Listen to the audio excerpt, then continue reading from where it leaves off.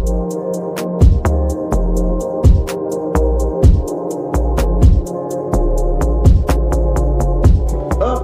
selamat siang. Assalamualaikum warahmatullahi wabarakatuh. Selamat datang di Teras Bangsa.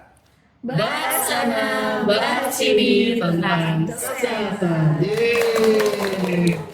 Nah, hari ini kita masuk ke episode yang ke-9 dan kita kedatangan tamu yang luar biasa. Kita datangkan dari kesibukan mereka ya Kak Yuli ya. Iya, betul. Oke, podcast hari ini apa Kak Yuli judulnya? Mencampakkan ya. Mencampakkan. Tapi sebenarnya seberapa bahayanya campak? Karena memang isu-isunya sekarang lagi naik-naiknya ya Kak ya. Tapi sebelum kita kenalan lebih lanjut sama narasumber hari ini, saya Rizky dan teman saya Saya Yuli. yang akan mendampingi acara hari ini sampai selesai. Oke, Kak Yuli, gimana nih? Kita mulai dari mana nih, Kak Yuli? Iya, ngomong tadi karena udah ngomong campak ya, udah disinggung ya. Karena memang campak itu ternyata masih banyak orang yang belum tahu, betul nggak sih? Bener banget. Mungkin banyak yang tahu, tapi secara detail itu nggak tahu. Banyak yang sepelein sih sebenarnya, Kak Yuli ya. Kayaknya harus dijelasin ya. Benar sekali. Ada siapa ya kita ini ya? Kedatangan siapa ya? Kayaknya kita kedatangan wajah-wajah baru ya. Iya. Yang satunya baru muda, yang satunya baru tampil di sini. Saya kira baru setengah tua. Aku mau tersinggung. Kita teknis sekali loh. Oh, tidak ada di skrip ya.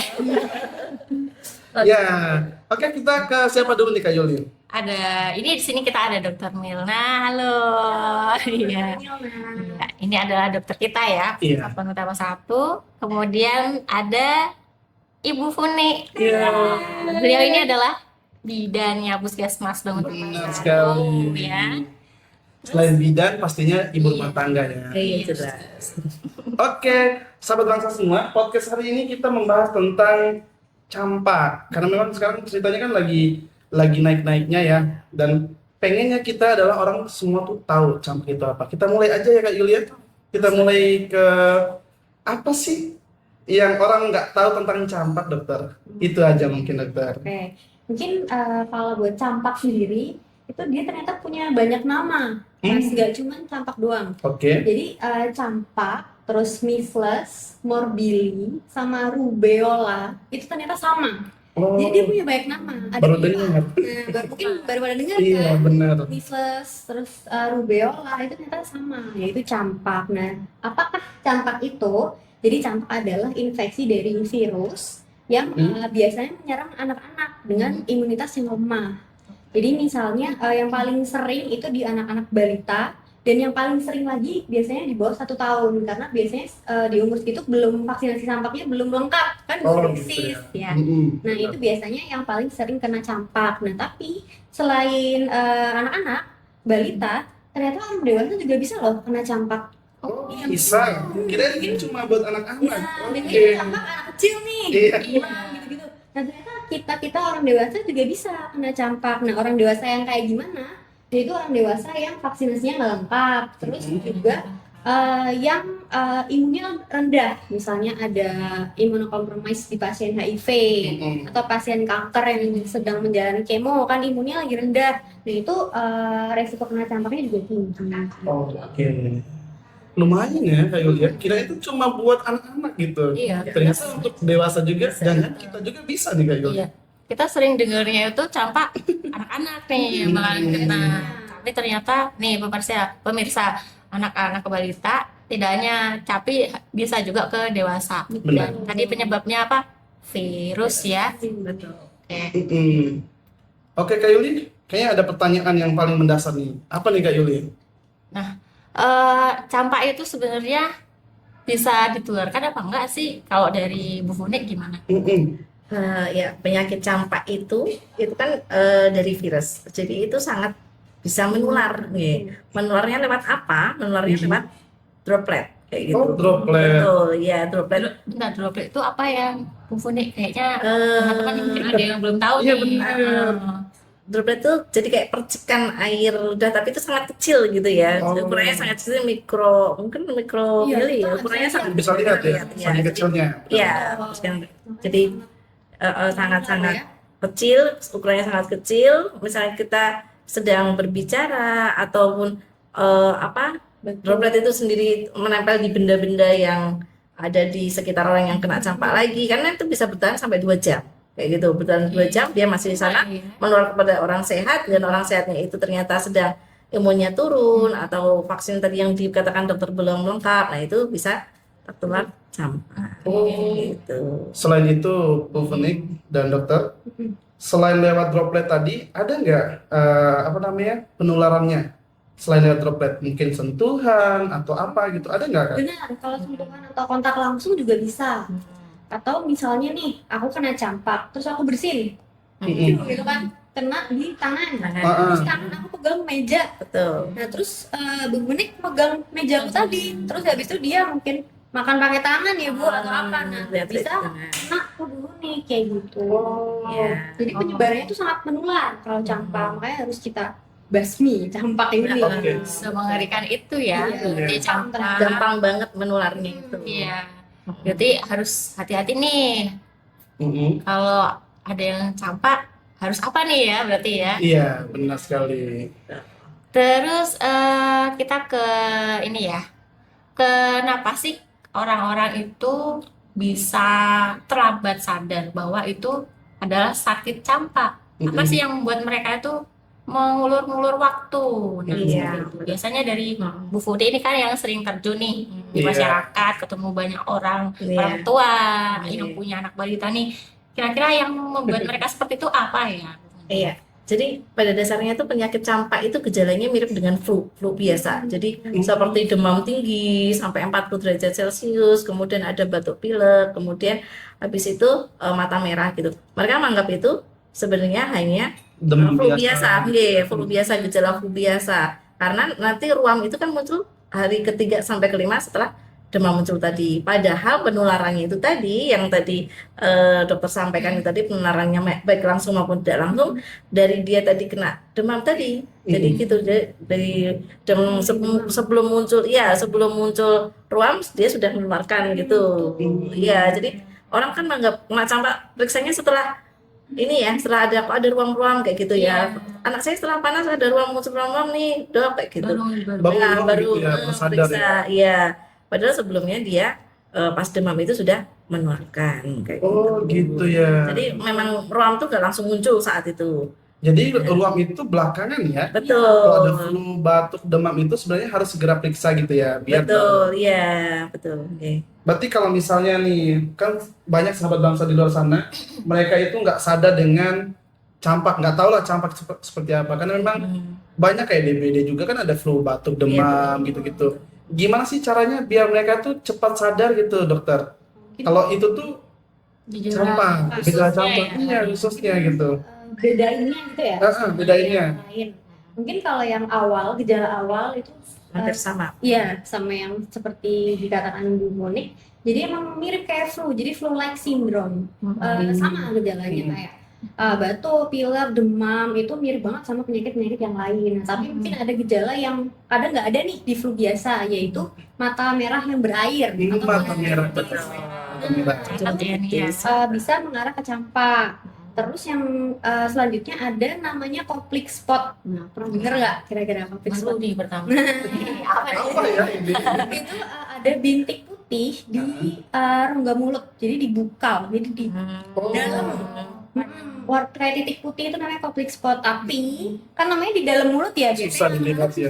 Iya. ada tumis. Nah padahal itu adalah salah satu tanda patok pneumonis dari campak. Nah, terus kita juga bisa lihat dari pola demamnya.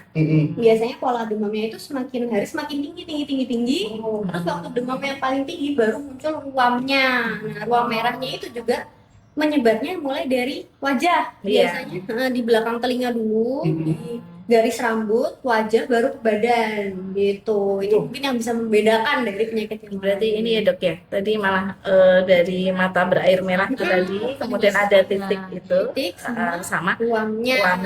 ruamnya berarti dari muka dulu ya. Betul, dari muka dulu ke Sebenarnya banyak ya yang membedakan. Cuma karena di bagian dalam jadi agak susah ya. Apalagi yang titik. orang tua, sahabat Harus bangsa di luar periksa sana. Iya. gitu ya.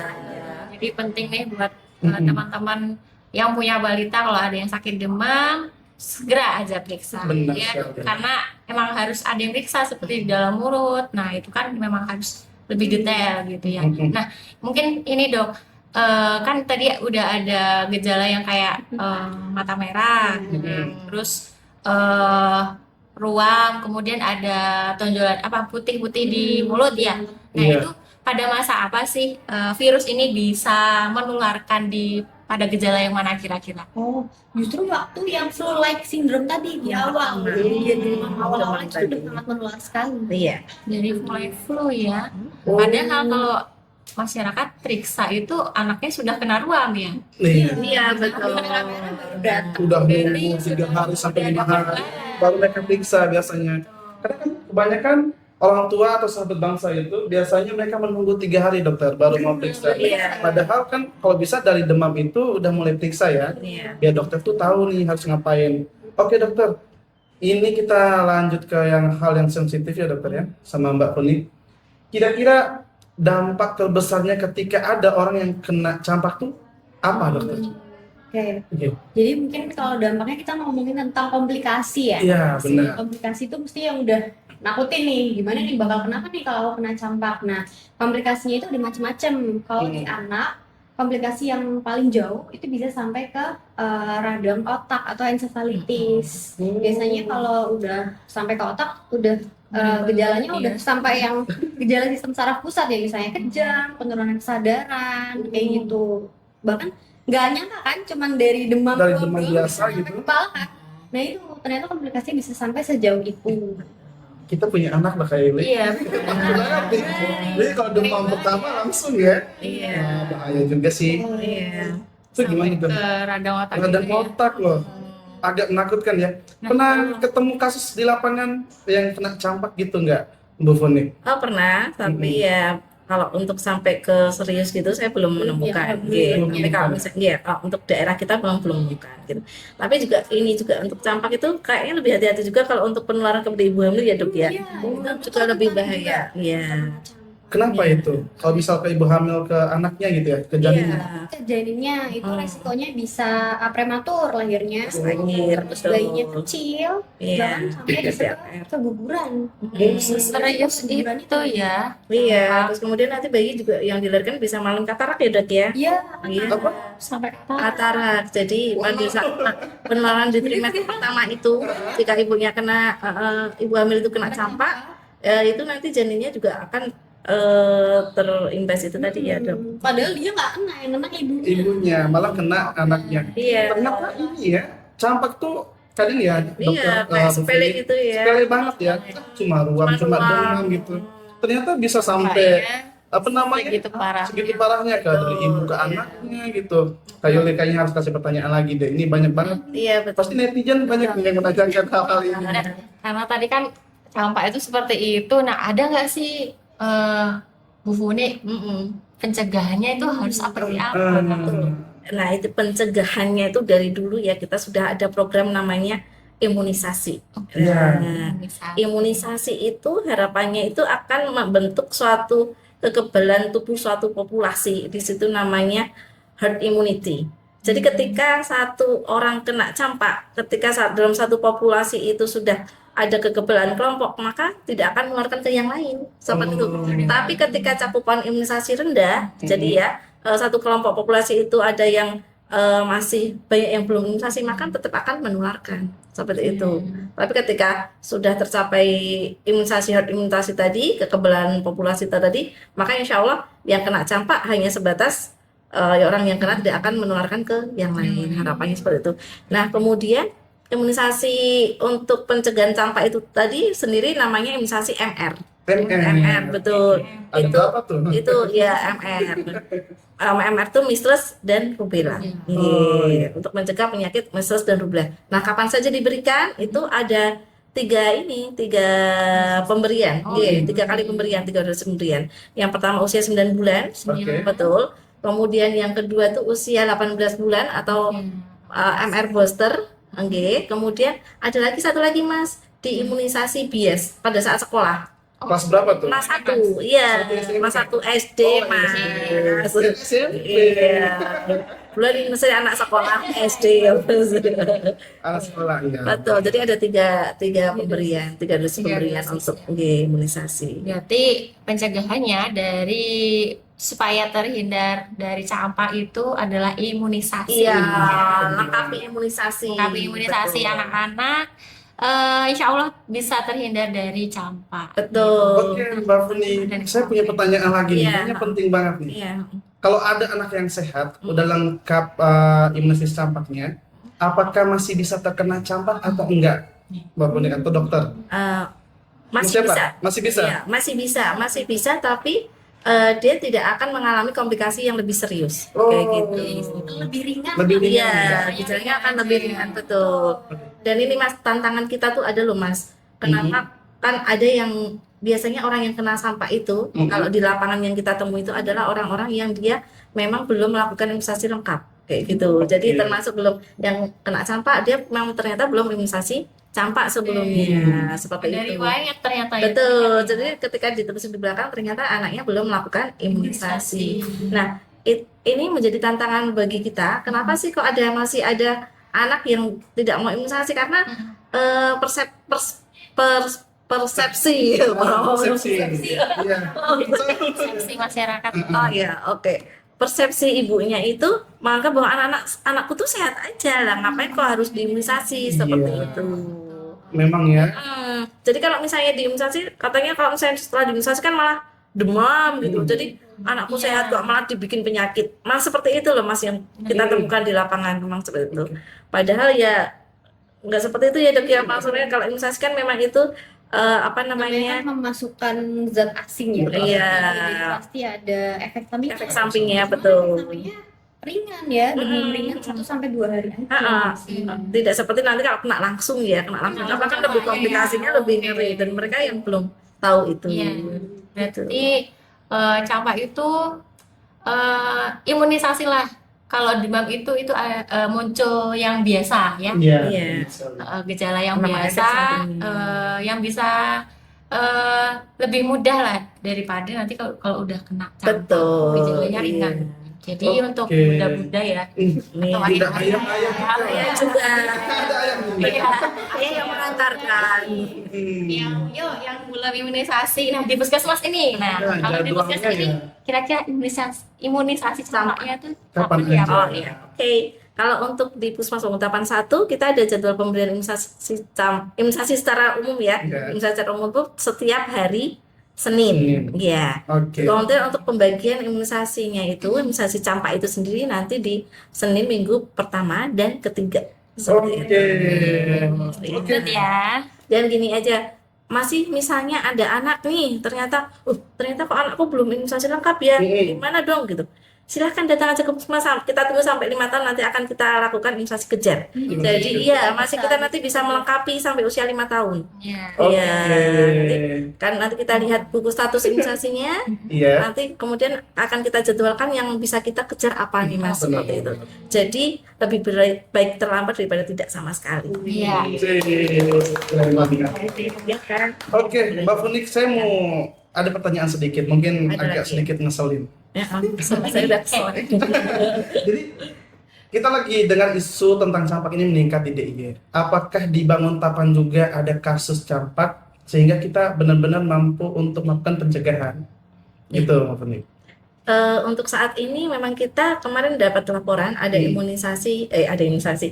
kasus campak, ada Di kasus Banguntapan campak di nih? Banguntapan, Oke. ya, di Banguntapan dan itu dinyatakan KLB Mas. Wow, Iya, KLB ya? kenapa KLB? Karena sudah ditemukan Dua. dua dan ada hubungan secara epidemiologis, jadi secara tempat dan waktu itu berhubungan, seperti itu. KLB Kak Yuli. Iya, Apa kemarin itu KLB? Apa tuh KLB Kak? KLB, Dokter mungkin bisa bantu kami. Kejadian luar biasa. dan luar biasa. Iya. Luar Walaupun biasa. walaupun penemuannya baru 2 kasus, tapi kemungkinan untuk bisa nyebar kalau kita nggak cegah sangat Betul, mudah ya. betul, Oke. betul. Kak Yuli mungkin ada pertanyaan lagi?